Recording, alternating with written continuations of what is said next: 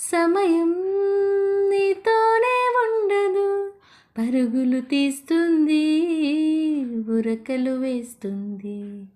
దేవుడు చెప్పిన ఆజ్ఞను పాటిస్తూ ఉంది, పరుగులు తీస్తుంది, ఉరకలు వేస్తుంది.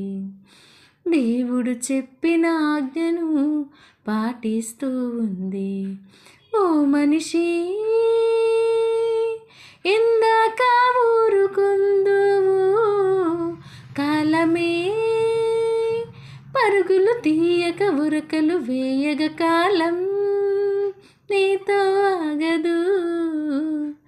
సమయం నీతోనే ఉండదు, కాలం నీతో ఆగదు.